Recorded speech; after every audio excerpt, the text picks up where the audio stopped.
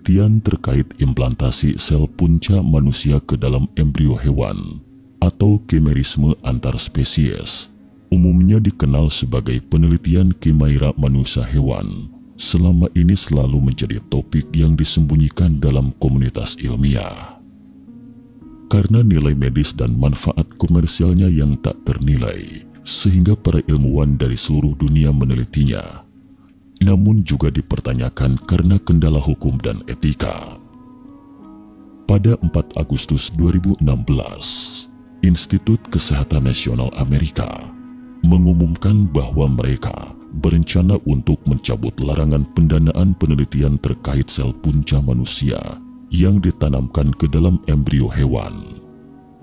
Jika berjalan lancar, Institut Kesehatan Nasional akan secara resmi meluncurkan program pendanaan untuk penelitian di bidang terkait pada awal tahun berikutnya ketika itu. Faktanya, pada September 2015, Institut Kesehatan Nasional Amerika pernah mengeluarkan larangan mendanai penelitian kimaira manusia hewan, mengatakan bahwa perlu mempertimbangkan lebih lanjut masalah etika. Namun, kurang dari setahun kemudian, Institut Kesehatan Nasional Amerika kembali memutuskan untuk membuka larangan terkait, sehingga sempat memicu protes publik. Pasalnya ada yang khawatir hal itu akan memberi lampu hijau untuk penciptaan monster seperti kimaira dalam mitologi Yunani, dan kotak Pandora sepertinya telah dibuka. Kimaira. Dalam mitologi Yunani, kimaira adalah makhluk mitologis sebagai hibrida bernapas api yang memiliki kepala singa, tubuh kambing dan ekor ular. Meskipun kombinasi ini dapat bervariasi tergantung pada versinya, ada yang khawatir teknologi kimaira manusia hewan mungkin dapat membuat mitos dan legenda ini menjadi kenyataan. Ilmuwan modern menyebut bahwa fenomena orang normal yang membawa setidaknya 2 set DNA sebagai fenomena kimaira. Dengan kata lain, ada orang lain di dalam tubuh orang terkait. Hal ini berawal dari sebuah gugatan. Pada tahun 2002, Lydia Fairchild, asal negara bagian Washington AS, yang membesarkan 2 anak mengajukan bantuan pemerintah karena dia tidak sanggup membesarkan kedua anaknya setelah berpisah dengan suaminya. Namun dalam prosesnya, dia perlu melakukan tes paternitas DNA. Tes ini seharusnya bukan masalah besar, tetapi laporan hasil tes menyatakan bahwa kedua anak itu tidak memiliki hubungan darah dengannya. Jika demikian faktanya, maka permohonan dana bantuan dari pemerintah pun gagal. Sebaliknya, Lydia justru dituntut oleh pemerintah negara bagian atas dakwaan penipuan. Hal ini membuatnya bingung. Mengapa anak yang dilahirkannya itu tiba-tiba menjadi bukan anak kandungnya? Meski Lydia dapat memberikan banyak foto kehamilan dan kelahiran anaknya, namun jaksa hanya percaya pada laporan tes DNA. Saat itu, Lydia sedang mengandung anak ketiganya. Jadi pengadilan mengirim petugas untuk menyaksikan proses kelahiran anak ketiganya di rumah sakit. Namun anehnya, laporan tes paternitas juga menunjukkan bahwa gen anak ketiga juga tidak cocok dengan Lydia. Hal ini di mana meski tidak cukup meyakinkan hakim untuk membatalkan gugatan tersebut, tapi menarik perhatian pengacara Ellen James Tyndall. Dia memutuskan untuk menjadi pembela Lydia. Dalam proses pencarian bukti, Tyndall menemukan sebuah laporan yang diterbitkan di The New England Journal of Medicine pada 16 Mei 2002. Pembela Lydia menemukan sesuatu yang dialami pada Karen Keegan asal Boston AS. Keegan yang memerlukan transplantasi ginjal saat itu menjalani pemeriksaan DNA untuk mendapatkan donor yang cocok. Hasil pemeriksaan menunjukkan dia tidak mempunyai hubungan genetik dengan 2 dari 3 anaknya. Kasusnya sangat mirip dengan kasus Lydia. Menurut laporan, Karen dan kedua putranya yang sudah dewasa menjalani tes DNA untuk menentukan siapa yang lebih cocok untuk mendonorkan ginjal. Namun ternyata DNA kedua putranya sama sekali tidak cocok dengannya. Dengan kata lain, dia bukan ibu kandung dari kedua anaknya. Setelah diteliti lebih lanjut, ditemukan Karen memiliki 2 set DNA yang berbeda. Dengan kata lain, ada orang lain di dalam dirinya, dan dia adalah seorang Kimaira. Fenomena ini disebut Kimaira manusia. Lalu, siapa sosok orang lain yang ada di dalam tubuhnya? Fenomena Kimaira. Untuk mengetahui apakah seseorang adalah Kimaira, perlu mengumpulkan sampel DNA dari beberapa bagian tubuh untuk verifikasi. Jadi kasus Karen Keegan dibawa ke pengadilan oleh pengacara Tyndall, dan para peneliti mengumpulkan sampel rambut, kulit, dan darah Lydia untuk pengujian. Hasilnya menunjukkan sampel-sampel ini berasal dari garis keturunan DNA yang sama, kecuali kelompok garis keturunan DNA lain ditemukan dalam sampel yang dikumpulkan dari serviks. Ini adalah ibu kandung dari anak Lydia. Tes ini membuktikan bahwa Lydia juga sesosok Kimaira, dan karena itu hakim akhirnya mengakui kekeliruan dan membatalkan gugatan tersebut. Di masa lalu, orang-orang mempercayai DNA sebagai bukti untuk menangani sebuah kasus. Namun unik, Lydia membuat banyak orang khawatir akan DNA sebagai bukti kuat dalam sistem hukum. Sekarang pertanyaannya adalah, berapa banyak orang di dunia akan mengalami fenomena Kimaira? Ini adalah pertanyaan yang belum dapat dijawab oleh para ilmuwan dan kedokteran. Karena meskipun seseorang adalah Kimaira seperti itu juga, mungkin tidak ada kelainan apapun secara fisik. Dia mungkin tidak ada bedanya dengan orang normal, kecuali melalui tes DNA dan sel kemerik yang kebetulan digunakan sebagai sampel untuk pemeriksaan. Jika tidak, dia mungkin tidak akan pernah tahu bahwa dia adalah sesosok Kimaira. Lantas, dari mana asal set DNA lainnya itu? Ditilik dari kasus Lydia, itu adalah DNA dari saudara kembarnya yang belum lahir. Hal ini terjadi pada saat sepasang anak kembar dalam kandungan. Ketika salah satu embrio mati dalam kandungan, janin yang masih hidup menyerap beberapa sel dari janin lainnya. Kemudian, bayi yang selamat melalui serapan janin mati akan memiliki DNA saudara kandung di dalam tubuhnya. Pada saat demikian, pembentukan Kimaira akan terjadi. Tentu saja masih ada situasi lain. Misalnya fenomena yang lebih umum terjadi dalam proses kehamilan dan pasca kelahiran, yaitu sel anak akan tetap berada di tubuh ibu dan dibawa ke berbagai organ oleh darah, atau sebaliknya sejumlah kecil sel ibu akan diserap oleh janin. Keadaan ini disebut microchimerism. Ini adalah fenomena yang relatif umum. Situasi lainnya adalah Kimaira buatan, yaitu selama proses transfusi darah dan transplantasi sel punca atau sumsum tulang, pasien menerima dan menyerap sel donor ke dalam tubuhnya sendiri. Kita tahu, setiap spesies memiliki DNA uniknya masing-masing, seperti kode kehidupan untuk membedakan spesies yang berbeda. Tetapi beberapa ilmuwan memilih melewati batas ini untuk membuka kotak Pandora dalam penjelajahan tanpa batas. Membuka kotak Pandora. Apa yang disebut Kimaira dalam dunia ilmiah modern? Sederhananya adalah spesies campuran yang dibuat dengan menyuntikkan sel punca embrio manusia atau hewan ke dalam blastula hewan lain, dan metode injeksi blastula ini ditemukan pada pertengahan abad silam. Namun karena para ilmuwan harus menghancurkan telur yang telah dibuahi untuk mendapatkan sel punca embrionik, ini melibatkan masalah pembunuhan makhluk hidup. Ditelik dari sudut pandang agama, Gereja Katolik selalu menentang penelitian sel punca embrionik dan segala bentuk cloning manusia, karena hal itu melanggar hukum kodrat perkawinan, kesuburan, dan embrio manusia. Pastor Louis Aldrich, Direktur Fu-Chen Catholic University, Department of Human Life Ethics Center, Taiwan, dan peneliti Ning Yongxin menyebutkan dalam artikel berbahasa Mandarin di Taiwan bahwa tidak peduli apakah embrio itu dari embrio manusia dari pembuahan in vitro atau transfer inti sel somatik, itu tidaklah etis dengan menghancurkan embrio manusia yang diciptakan setelah mendapatkan sel punca.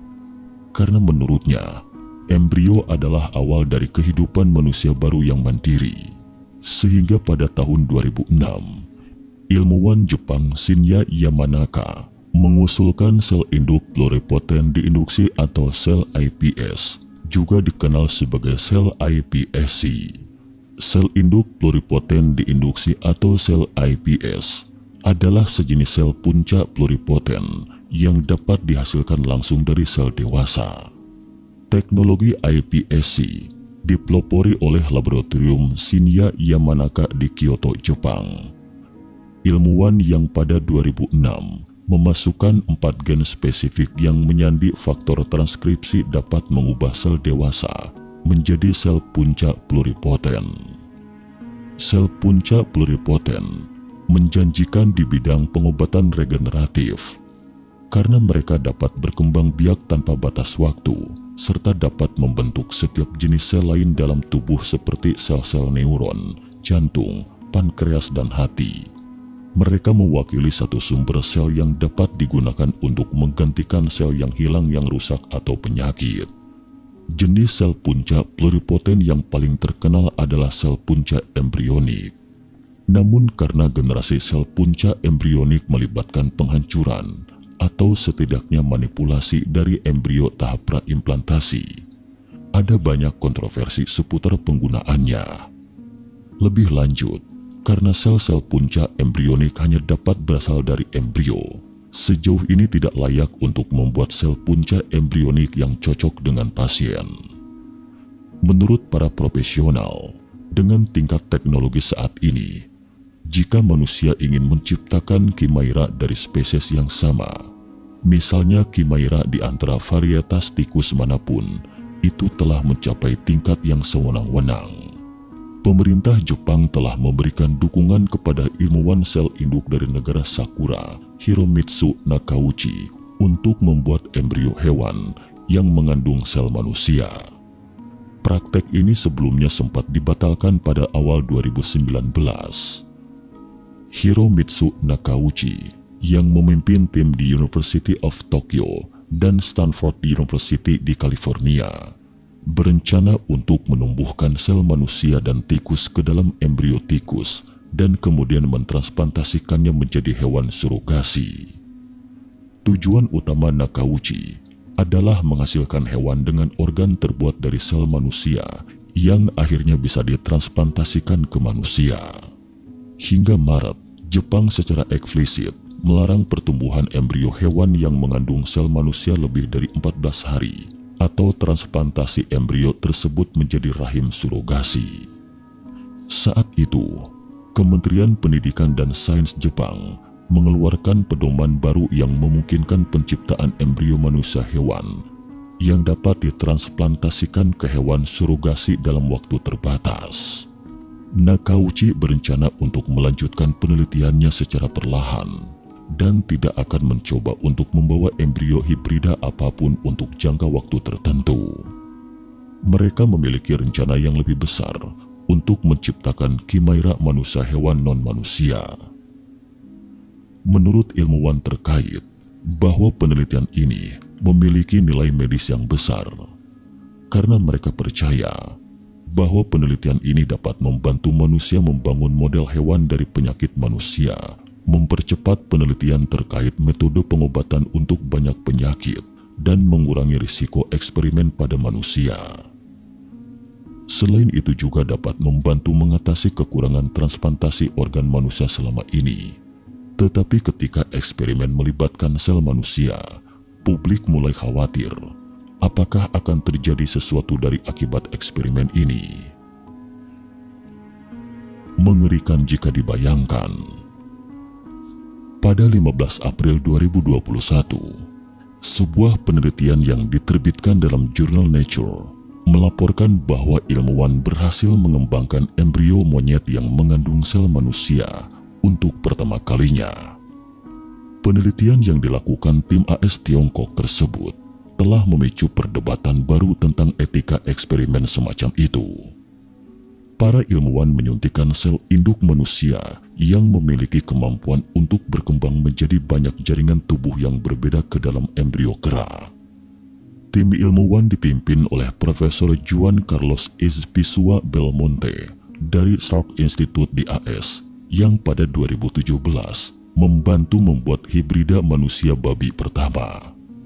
Pekerjaan ini dapat membuka jalan dalam mengatasi kekurangan parah organ untuk transplantasi serta membantu peneliti memahami lebih banyak tentang perkembangan awal manusia, perkembangan penyakit, dan penuaan, katanya. Pendekatan chimeric ini bisa sangat berguna untuk memajukan penelitian biomedis tidak hanya pada tahap paling awal kehidupan, tetapi juga tahap kehidupan saat ini. Hasil penelitian menunjukkan bahwa setidaknya 3 embrio berhasil bertahan hidup hingga 19 hari. Namun, kesuksesan ini memicu kontroversial di kalangan ahli biologi. Beberapa orang mempertanyakan, apakah perlu menggunakan primata sebagai hewan laboratorium? Para ilmuwan khawatir eksperimen semacam itu dapat memicu reaksi publik. Faktanya, pada tahun 2016, pencabutan larangan penelitian Chimera manusia hewan oleh Institut Kesehatan Nasional Amerika juga mencakup detail yang patut diperhatikan. Salah satu eksperimen yang jelas-jelas menjadi fokus Institut Kesehatan Nasional Amerika adalah menanamkan sel punca manusia ke hewan yang lebih cerdas daripada hewan pengerat, terutama untuk memungkinkan sel manusia memodifikasi otak hewan.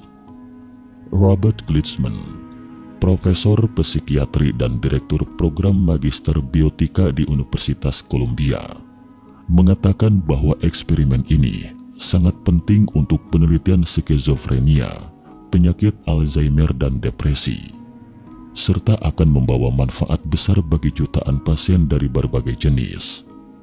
Karena para ilmuwan tidak dapat menggunakan sel-sel otak pasien untuk analisis ketika melakukan studi ini, tetapi eksperimen otak ini jelas merupakan sebuah pintu misteri, bisa bermanfaat bisa juga celaka. Ada novel fiksi ilmiah tentang Chimera, jelas-jelas itu adalah binatang.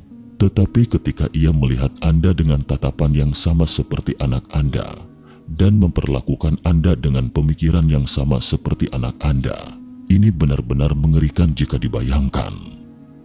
Asal tahu saja, tidak ada yang mampu menanggung risikonya apa yang ada di balik pintu ini. Termasuk para ilmuwan juga merasakan kekhawatiran ini.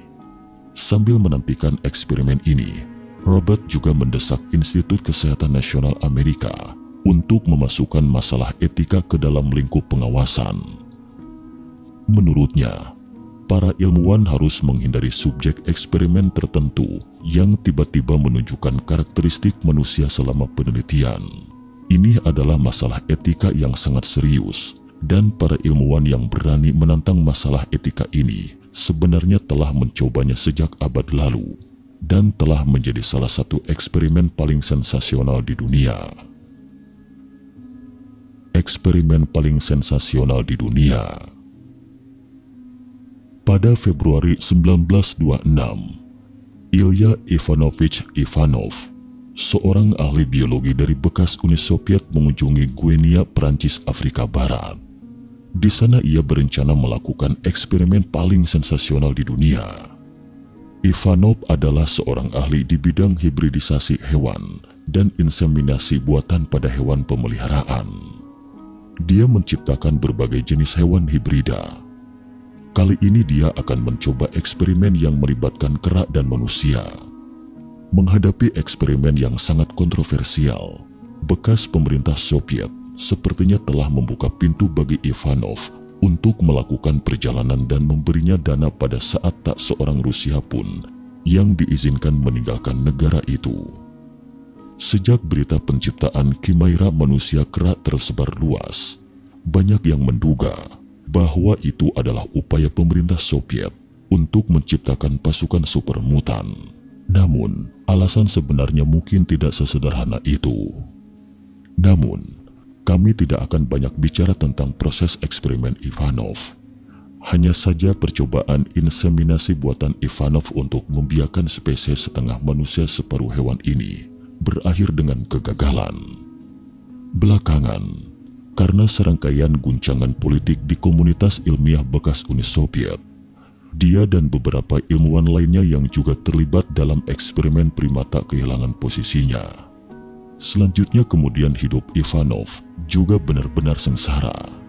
Dia tidak hanya dikecam dan ditangkap, tetapi juga dijatuhi hukuman 5 tahun pengasingan. Tak lama kemudian Ivanov meninggal karena sakit. Meski metode eksperimen yang digunakan oleh para ilmuwan mencoba menyesuaikan diri dengan standar moral dari penilaian publik, namun tidak ada yang dapat memperkirakan konsekuensinya. Betapa kecilnya manusia, bahkan dalam menghadapi bencana alam di dunia, kita itu sangatlah rapuh, apalagi di hadapan alam semesta yang luas. Dalam beberapa video mata ketiga, kami juga sempat menyebutkan bahwa alam semesta memiliki hukum tertentu yang tidak dapat dilanggar sesukanya.